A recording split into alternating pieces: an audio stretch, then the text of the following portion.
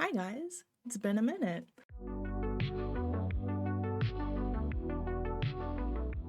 I moved. I don't have a recording background yet or anything. Give me a break. We're gonna deal with it. Do you guys remember the book that I made a video on a while ago by Vera Valentine? It was called Unhinged. It was about a man or a door turning into a man because his dad was Zeus or something, and the lady had to do doorknob insertion. Do you guys remember that? If not, go watch it. That shit was bonkers. I decided to look into the author and see some of the other books that she has written, and I was not disappointed. So yesterday I read two books by Vera Valentine. The first one is Wrapped and Tapped.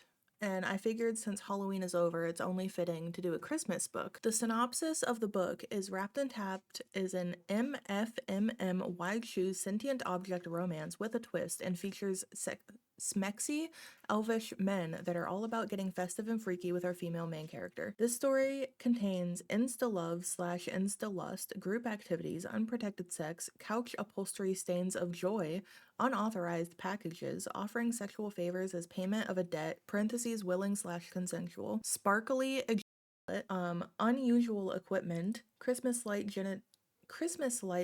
piercings, and a literal sex toy boy, and a brief appearance of one of those shitty relatives that just absolutely drain the life out of you. What are you making noise with? Come here. Oh, that's a very nice toy. That's very nice. Okay. Can you keep it down? Can you keep it down? I'm trying to tell the people about weird smut. So, Wrapped and Tapped opens on our female main character named Neve, and she is on her way home from work during a snowstorm. She makes it home and she is expecting one package on her porch, which are her Christmas presents that she's supposed to fly out with tonight to go have Christmas with her family. And when she gets there, there's the package that she was expecting, but then there is also three like perfectly wrapped and ribboned packages, and she's like, that's weird. So she brings them inside and leaves them on her counter, and then she takes a nap. When Neve wakes up from her nap, she hears voices inside of her house. The first voice that she hears says, "We don't want to scare her. Buzz, put that down." And then a second voice says, "There's no easy way to do it. She's likely never seen one of us before." A third voice says, "I'll do the talking. We don't need either of you ruining this for us. If we have any chance of earning his forgiveness, we need to ... And then they trail off. So Neve tries to sneak away, and she eats shit and cracks her head on the floor. And then three men run into the room. For one, they all had brilliantly colored hair like they'd just come from a cottagecore punk show, vivid hues that streaked down through their facial hair. Their features were honed but delicate, closer to male models than Lisa Frank lumberjacks, though they had the height for either. For two, they had distinctly pointed ears and wore a bizarre assortment of Christmas-themed clothes, suspenders, wildly printed shirts and pants, dangling ornament earrings. It was a lot, too much to take in at once, and I couldn't focus on any one of them long enough to take in all the details. So the first one says, "Are you okay? Don't worry, we won't hurt you. I'm Tinsel." And then she tells them to fucking leave because she thinks that they broke into her house, and she is not concerned enough about this. And they said, "We can't." And then they go on to tell her that they are bound here as a punishment, and they can't leave until they are given reprieve by the King of the Winter Court, aka Santa Claus. Look, Santa's leaving. Peace be with you all. So Neve runs into her bedroom, locks herself in, and calls 911. Lovely. We love a common sense queen. And the 911 operator basically tells her to fuck off and stop making stuff up, and then hangs up on her, and then her phone dies. Because that would happen. Eventually, the guys manage to calm her down, whatever, and they start telling her that they're elves. They say they're winter court elves. So that's interesting. And then they tell her that they are bound to her specifically because someone in her lineage had done one of their ancestors a favor. So they are bound to like do something for her in return.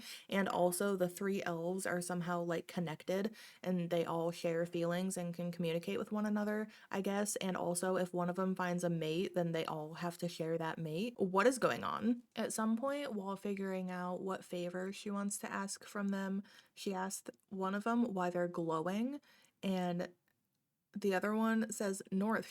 Oh, so the elves' names are North, Tinsel, and Buzz.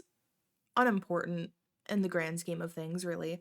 But Buzz tells North, she's probably never seen bodies like ours, show her. And so, North takes his shirt off, and instead of nipples, he has two just little Christmas light bulbs on his chest.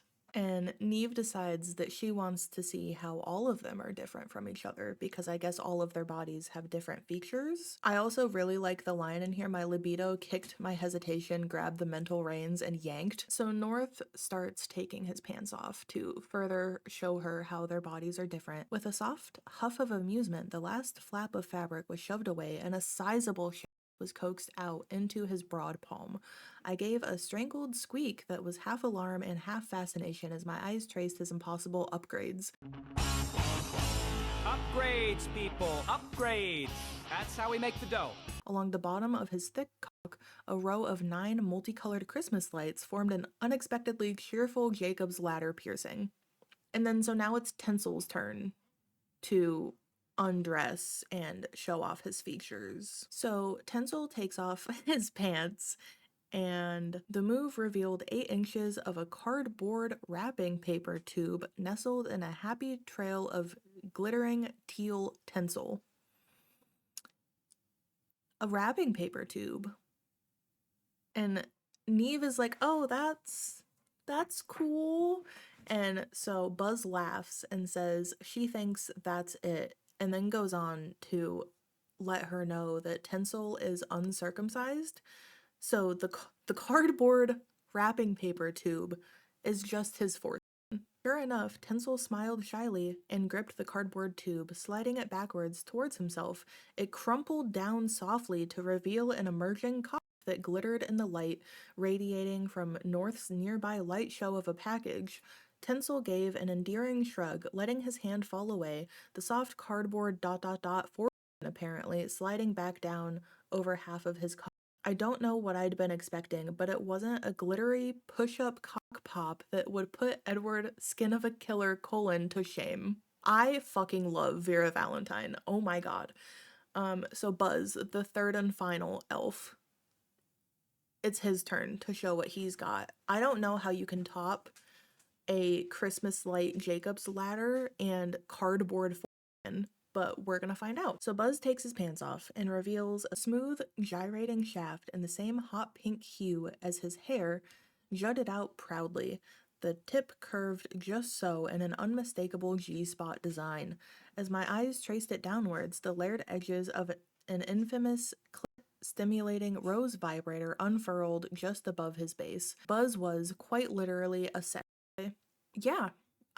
So now that all of them are standing there naked in front of her with their enhancements, they ask her what she wants them to do for their task for her. And she's thinking about it and thinking about it, and she doesn't know how to say it, but how exactly did I tell them I wanted to be stuffed like a stocking, trimmed like a slutty little tree, wrapped up in all 3 of them like the little gift North kept calling me. All I want for Christmas is a tactful way to request an orgy. So she ends up saying, I would like to be sexually satisfied, please. At least she said please. So they start doing that. A hollow bump and a whisper of cardboard against my other hip drew my eyes from Buzz's hand into Tinsel's unusual cock as it slid against my thermal leggings. Man, I hate being out of Pringles.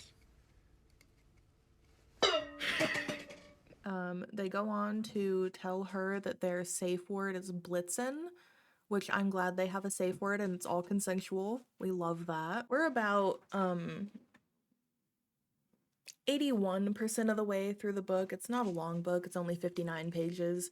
The entire rest of the book is just very graphic smut that I do not want to read to you for sake of not getting demonetized on YouTube again. So I'm just gonna go through the key points. Obviously, they do a good job because they're magical creatures and she finishes multiple times. They finish multiple times, and also they have flavored semen.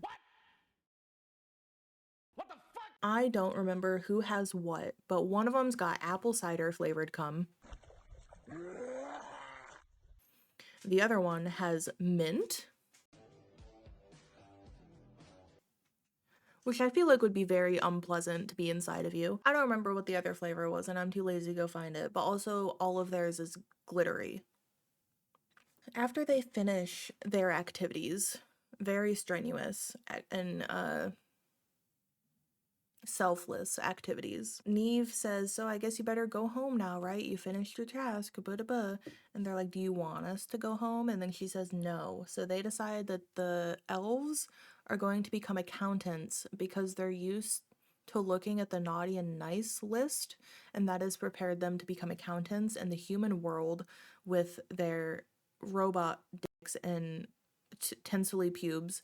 And so they are going to get an apartment close to hers so they can all get to know each other, and then they can all date. And then they talk about her being a good girl. And Neve says, "As my vagina cheerfully informed me that we were not, in fact, tapped out for the evening, only one thought crossed my mind. Thank you, Santa." The end. If you guys have never read a Vera Valentine book, I would strongly encourage you to go read one. They're weird, don't get me wrong, but they're written well and they're entertaining, and she knows that she's writing something weird, like she's not trying to make it something that it's not. They're just crack fics that are published on Kindle Unlimited, and it's amazing. Before we start talking about the second book by Vera Valentine that I read, I do need to put out a little disclaimer that I do not talk about politics on my channel. I don't care what you believe in politically. You shouldn't care what I believe in politically. We're here for YouTube and to review shitty books together and have a good time. So with that being said, this next book has nothing to do with my political views, and I just thought it was fucking hilarious. So the next book that I read by Vera Valentine was called Push and Cushions. She's also got an author's note on here. The following sentient object romance is a work of fiction and is classified as a parody. For legal reasons, the authors are clearly stating that there is no hard evidence that any Republican vice presidential candidate has ever had or desired sexual relationships with furniture or oceanic mammals. Political satire is an art form that has existed for hundreds of years. This is just the latest incarnation. Regardless of whether you find this story hilarious or infuriating, we encourage you to check your voter registration status and show up to the polls on election day to exercise your rights. Very good author's note. I really wish you guys didn't come in here for this one, but okay. So the synopsis of Push and Cushions is Dennis J. Rance has been under immense pressure since being chosen as the vice presidential candidate. His running mate is a dumpster fire, his wife left him, and he's working 90 hours a week. He desperately needs a break and decides it's time to take care of himself for once. So what's a man to do when he's alone and needs release? Well, Dennis is a little different. When his usual methods fail, it's time to indulge in one of his most forbidden desires. It worked for him in college with that ratty old couch, and this new one is just so plush. But Dennis doesn't know this furniture has a sinister secret of its own.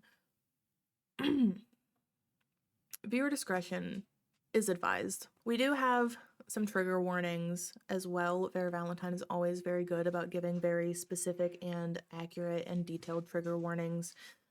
This story contains a Republican. The main character is male, but the couch is canonically non-binary, though some feminine references are applied to its upholstered anatomy for description's sake. There is also references to dolphin attraction and associated content, parentheses, non-explicit, no acts are described, drinking liquor, finance bro OnlyFans, hatred of cats, hatred of childless women that adopt said cats, sexual penetration of furniture, parentheses, flashback and present, divorce, dubcon, dirty talking, parentheses, to a couch, slut shaming, parentheses, the same couch, light BDSM, parentheses, couch spanking, technical furniture, vor/consuming, identity theft, campaign finance fraud, misogyny, wet socks, situation-based, momentary snowballing, humiliation play. All humans and furniture pieces in this story are consistently above the age of 18. If you need to leave, please do that, because oh, it's gonna get weird. So Dennis is a vice presidential candidate with his running mate, Trent. He works 6 out of 7 days a week, and he's off on Tuesdays. This particular Tuesday, he's feeling very stressed, so he decides to sit on his new couch in his study and pull out his laptop. Whispering touches across the computer's cool metal surface sent heat rolling through him. Unable to deny himself any longer, his fingertips found the seam and levered open his ludicrously expensive personal laptop, specifically selected for its discreet security features. A faint creak was the only noise in the otherwise silent house. That was until he let out a loud, involuntary groan. Thinking about all of that slick, gray flesh really got his motor humming, and some days, keeping his second dirtiest secret under wraps was hard in more ways than one. Navigating to the search bar of the browser, Dennis took his sweet time typing out the web address to his favorite website, anticipating the sexy splash page with every keystroke. So he types in FinFuzz, and immediately is assaulted by a website full of half-naked dudes in button-ups, like half-naked finance bros, and he realizes that he made a fatal mistake. His website that he likes is FinFuzz with a Z at the end, not with an S. So he gets to the correct website, and then something startles him outside in the alleyway, and he gets soft again, and he decides that the only way to rectify this is to fuck his couch, basically.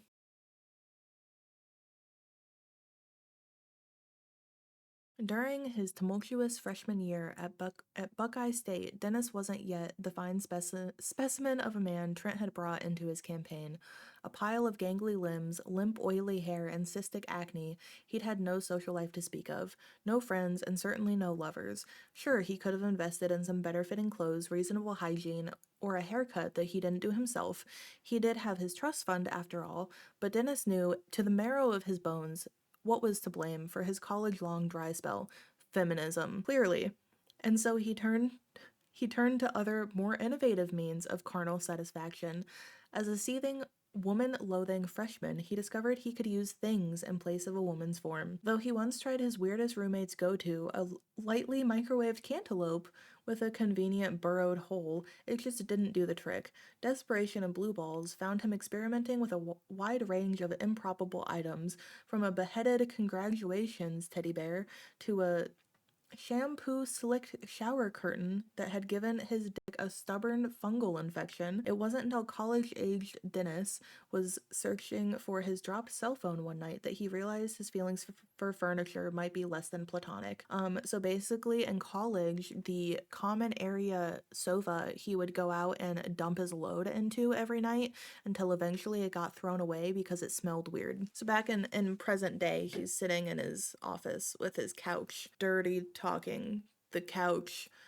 You want this, don't you? You want me to fuck these cushions deep? He growled the words into an empty room, grip tightening on the plush leather above him, and he could swear that he hears the couch talking back to him. Dennis, I need you. I've been waiting for you to touch me for so long. So he continues dirty talking to the couch, and then enters. You're so fucking tight. You want this big cock stretching that virgin seam, huh? Is this what you want, you dirty little Davenport? He also goes on to call the couch a double-stitched slut. And then he crosses the finish line. And continues to cross the finish line. And continues to cross the finish line. Confusion set in when he kept spurting under the cushions in a seemingly never-ending stream of thick, hot jets. Sure, it had been a while since he had jerked off last, but there was almost too much. Even when he was absolutely sure his balls were drained, the sucking sensation around his dick only grew stronger. That's when Dennis began to realize something was terribly wrong. Well, the years start coming and they don't stop coming and they don't stop coming and they don't stop coming and they don't stop coming and they don't stop coming and they don't stop coming. So basically, his couch is cursed, and there's a couch demon stuck inside of his couch. And the only way for this couch demon to get out of the couch is to get someone to fuck the couch, and then the couch demon can take over whoever fucks the couch's body. So the couch demon sucks Dennis into the couch and then emerges as Dennis, while Dennis is stuck inside of a couch realm, being able to see out into the world. And then, after fake Dennis goes out into the world, him and Trent get arrested for campaign insurance fraud. And so Dennis's ex-wife goes and starts selling all of the things around his house and sells the couch that real Dennis is stuck inside of to his liberal niece that owns a lot of cats, and he's stuck with that for eternity. The end. Those were the 2 books I read yesterday. I had a great time. Again, please go check out Vera Valentine if you just want like a light, easy to read what the fuck is happening book. They're awesome. Most of them are like around 100 pages if not less. Definitely don't start out with these 2. But do whatever you want, I guess. If you made it this far, thank you so much for listening to me rant and stumble around those 2 books, trying not to get demonetized. I appreciate you. I've missed posting videos. I'm going to try and keep a more consistent schedule in the future. We'll see what happens. Can't make any promises. If you have a book that you want me to review, I do have a Google form you can submit it to. That'll be linked in the description. Everything else will be linked in the description. Please comment, like, whatever. Give me some motivation to keep making videos. Thank you so much for watching, and I will see you next time.